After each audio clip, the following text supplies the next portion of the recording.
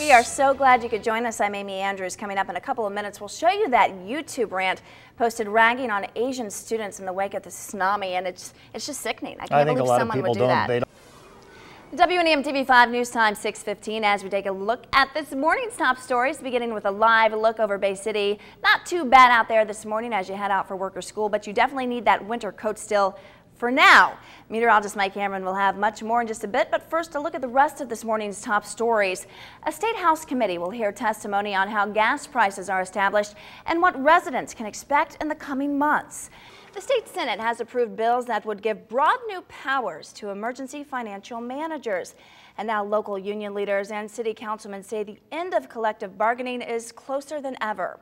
Wednesday's vote comes after days of protests in Lansing.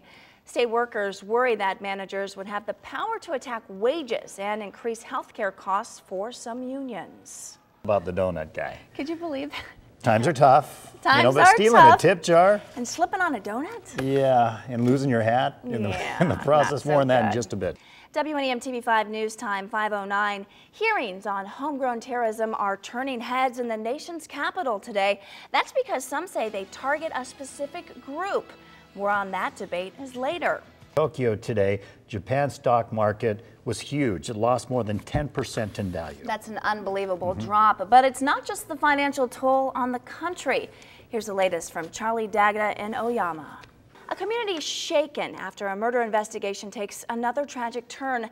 This after the person of interest in the case takes his own life near a busy retail center. Developing this morning, police looking for a man who swiped the tip jar from a Bay County Tim Hortons. And this is definitely one for the clumsy criminal files. Take a look at this video. You can see the man in his late teens bought 2 donuts after paying for his order. He heads back to the lobby and swipes the tip jar, and while trying to get away, he slips on a donut he bought after dropping it.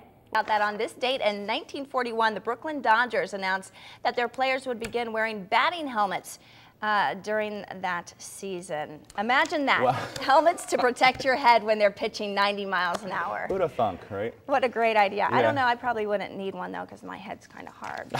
WNEM TV5 News Time 5:21. Speaking of baseball, protests continue to heat up this week over Governor Snyder's proposed budget. About 25 people turned out for a pro-union rally in Saginaw yesterday morning. Landed at NASA's Florida spaceport just before noon Wednesday. Discovery will now be retired and several months from now head to the Smithsonian. It's the first of NASA's 3 surviving shuttles to be decommissioned. WNEM TV5 News Time 5:52. Just as the search for a missing Midland County man was headed in a new direction, plans have changed.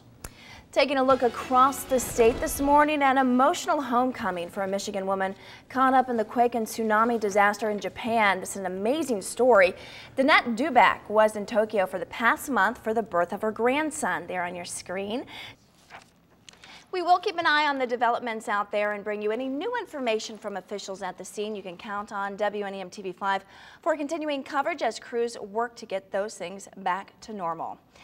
This just in, the woman who hit Senator Carl Levin in the face with a pie has cut a deal with federal prosecutors.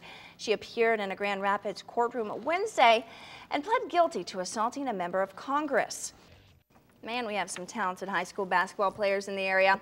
WNEM TV5 News Time 5:26. A big day in court for the survivors of the shooting spree in Tucson, Arizona. Still ahead. What happened when they came face to face with this man, the accused cold-blooded killer.